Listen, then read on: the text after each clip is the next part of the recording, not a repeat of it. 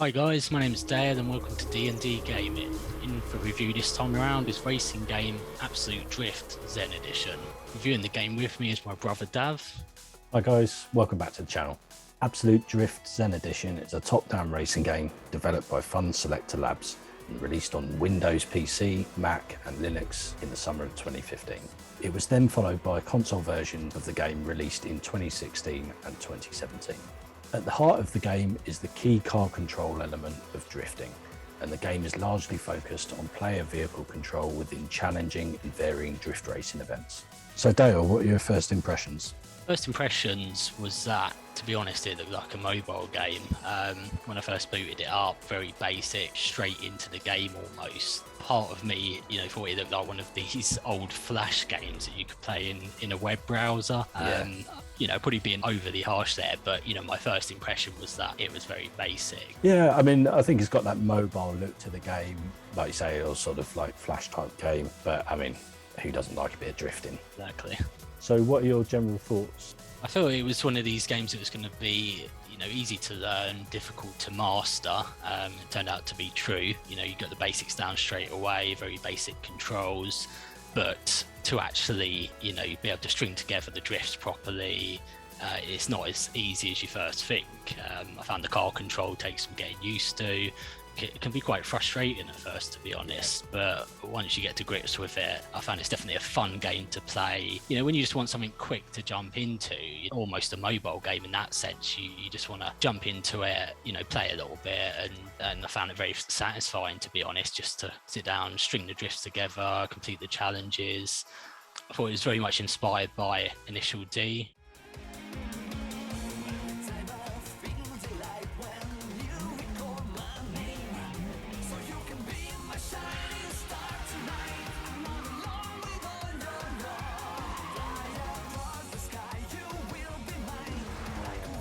As soon as I booted it up, I saw the first car you're in is Toyota AE86. You got the tofu references and the Japanese kind of tracks. Yeah, I thought it was really cool, being a big fan of Initial D myself. What did you think?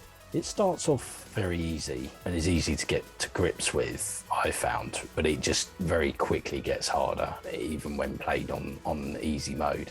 And as soon as I put it on like hard mode, it was just like no chance, just smashing into everything. It's a great game to play, to chill out when you get back from work.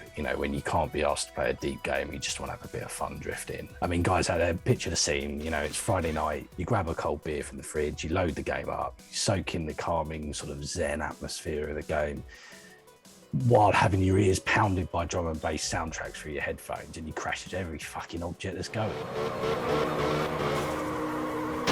Joking aside, if you could put the kind of mobile game looks to one side, it's actually a really fun game. It's strangely satisfying as well, I think, pulling off the perfect drift around or sort of between objects. Like I say, just don't put it on hard. So what do you think about the graphic options? It's very basic options, to be honest, but I didn't expect much. Again, given the style of game, you're not going to be expecting to see all kind of deep customization of graphics options and stuff like that. And so, yeah, it was basic, but that's all you need for this type of game. I think it was just like low, medium, high and a FOV slider, and that's it really. Performance-wise? I ran it on high, no problems at all. I've got the Intel i5 4670K, 16 gig RAM, and RTX 2070 was playing at 1440p. Ran very smooth, no issues. One look at the game and you could probably run it on a potato, so... You are running it on a potato. It's not going to be graphically demanding, but in terms of performance, no issues at all. How about you? Yeah, so I was running it on a i7-8700K with 32 gig of RAM and GTX 1080, but mine's a 1080p monitor, and it ran really smoothly, no noticeable frame drops. It was all sort of running on the highest setting. It had the basic minimalist graphic style, very clean, which I thought was cool. Simple colours, not too many distractions. Like I said, the game graphics themselves are very simple, mobile game-like in aesthetics really, but not terrible. The minimalistic element to it I think is quite cool. Sometimes you just need that kind of simplicity really to have a fun, no nonsense kind of racing game where the graphics don't really matter as much, and the focus is more on the player control. There's that sort of smooth finish to objects, no sort of notable textures and just simple colour tones and stuff. Simple colours to identify sort of objects, like jumps and smashable objects and things. And the lighting was very simple, constant light, quite bright actually, which I thought was interesting considering it's like a Zen game. It was quite like bright in your face in that sense. So player control options. Again, very basic controls. I was playing on keyboard, which to be honest was quite awkward with this type of game. I think a controller would be better. I don't have a controller at the moment because I predominantly play mouse and keyboard, the types of games that I play. That being said, I do have plenty of other driving games, Assetto Corsa, Dirt Rally, and I've actually just played those on keyboard, which is ridiculous. But in the case for Assetto Corsa with the mouse, which is pretty ridiculous, and I do want to get a proper wheel at some point, but I feel like with this and what I'd actually read is it is recommended that you play this on a controller,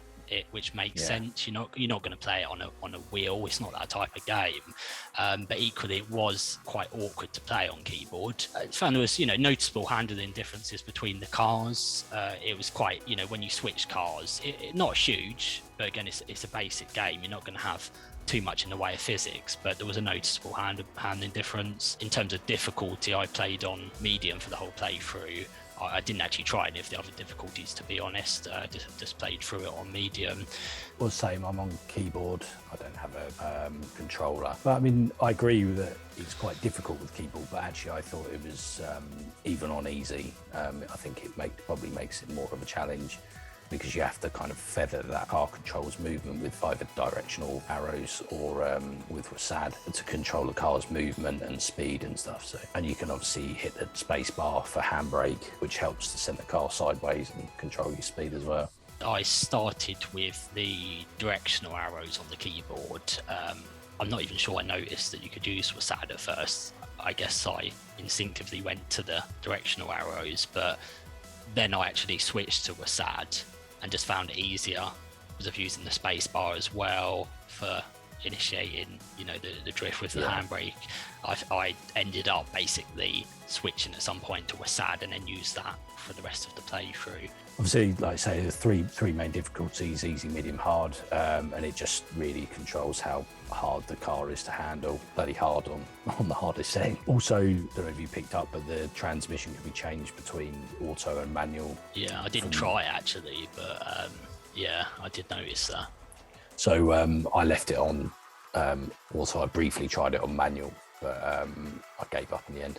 You can change the gears in manual by using R to shift up and F to shift down, or you can use shift and control, which might be easier if you're using directional arrows instead of WASD. Steering assist is an option. I switched it off. I didn't really notice much difference, to be fair, with that one.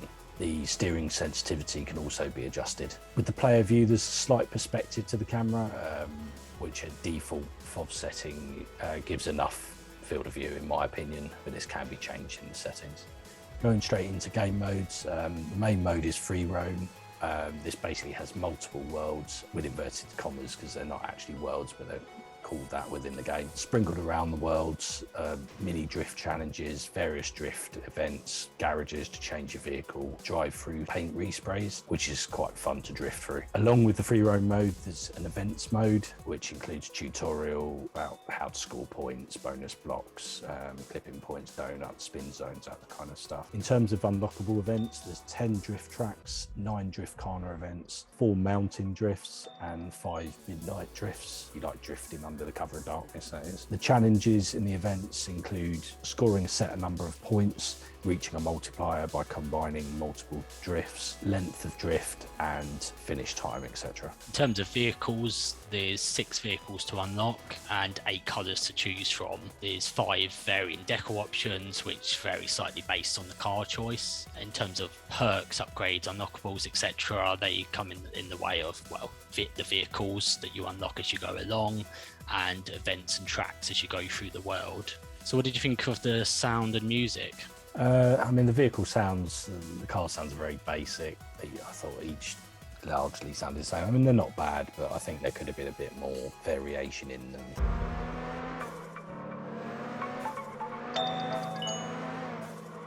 basic sound of the cars was quite good, you know, in the exhaust, and you got the kind of blow off valve sounds, which sounded quite realistic when you let off the accelerator. But there could have been more variation, as the exhaust sound didn't sound different enough between the cars. What about the background music? Well, I mean, if you like drum and bass as well as drifting, you'll be well in your element.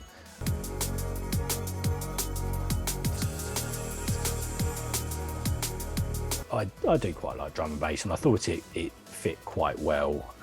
I guess even though the game has got that kind of Zen feel to it, and you wouldn't necessarily put drum and bass and Zen together as such, it did kind of fit with the game, but I found it became a bit repetitive, or felt like it became repetitive. I know there's a fair few tracks, but they did seem to sort of come back around quite a lot. Yeah, for the music, I thought the music was great, to be honest. I think it's one of the main positives about the game. You know, as you say, mostly drum and bass, but I noticed there was some lo-fi style mixed in there, which I've really got into in the last few years. Really good soundtrack. I mean, I read there's over 3 hours of music in the game, but I agreed, you know, it didn't seem like that. It could get quite repetitive at times, so it didn't feel like there was 3 hours of music, but there we go. Did you find any bugs or glitches? I didn't find any.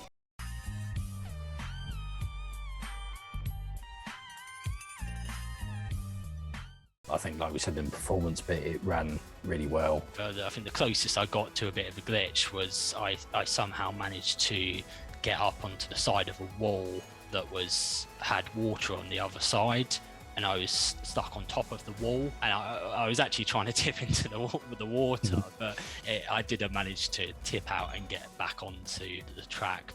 So to sum up, what do you say you liked about the game?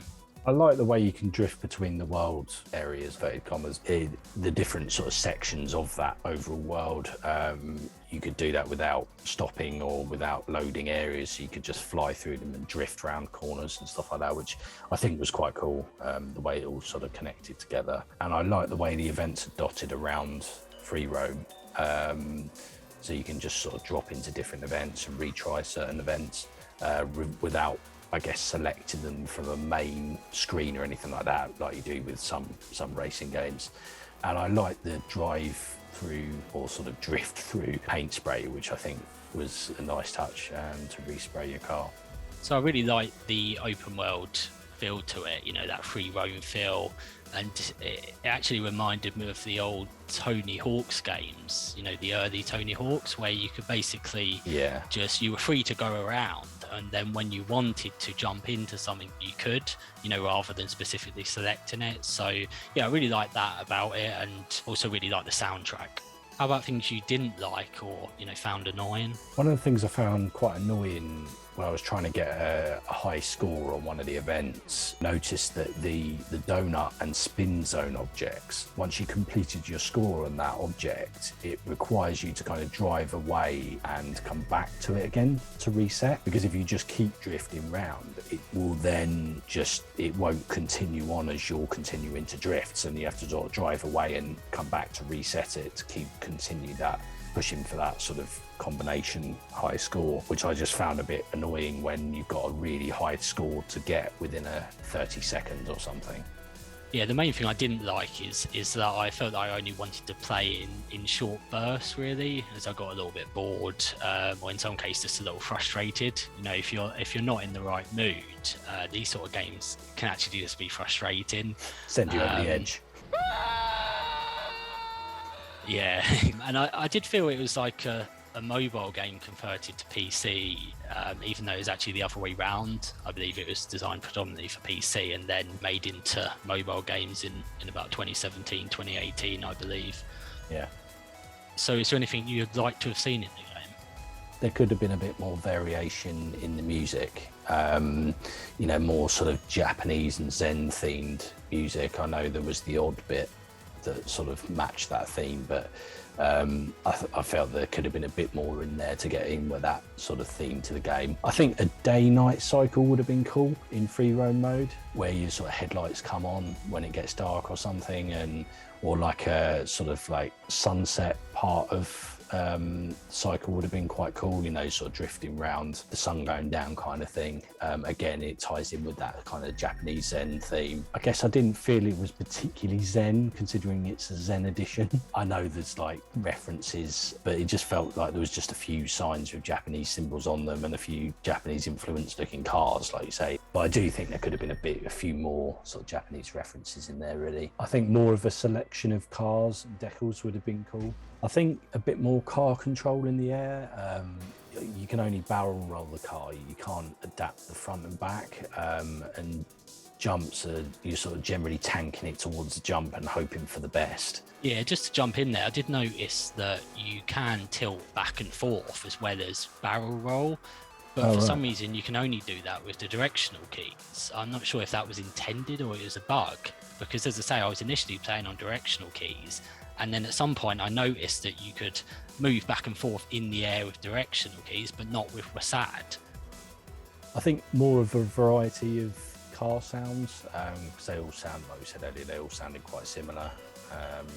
Maybe different exhaust sounds would have distinguished them slightly more. And I think car damage, which could have been repairable at garages, or even sort of spray paint points, like a drive-through repair kind of thing, would have been cool. I think it would have been nice to see events that included game-controlled cars, so that, you know, you're drifting around the track with other cars, where maybe you sort of score points for how close you can drift next to another car or something like that. You know, would have been quite cool. Was there anything you picked up on? Yeah, I feel that considering this was the Zen edition and therefore an upgrade on the base game, I feel it should have had more added in, because I was reading about it, because the edition we both played was the Zen edition, but there was a base version before that, and I read that the editions were pretty basic stuff like replays and ghost cars, but I feel like you'd expect that in the base game anyway, so yeah.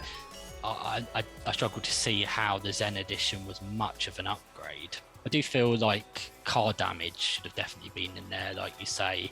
Perhaps incorporate that into the garages. More detailed models for the cars would have been nice to see, because again, although it is basic graphics, it would have been nice to see perhaps just more detail on the cars themselves, even if the world itself was quite basic. Yeah. I do feel like a map creator or editor to create new tracks, or at least modify the existing ones, would have been a good touch. Yeah, that would be cool. Potentially multiplayer, you know, your scores get uploaded to a scoreboard.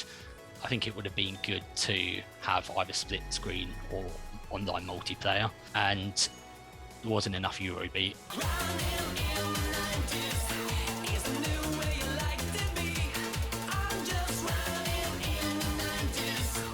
So in terms of scores for the game, Dale, what do you think? So I'll give it a 6 out of 10. How about you? 7 out of 10. I did like the game. I think it's got that replayability to it, and a good one to sort of chill out in the evening with and listen to some hardcore drum and bass.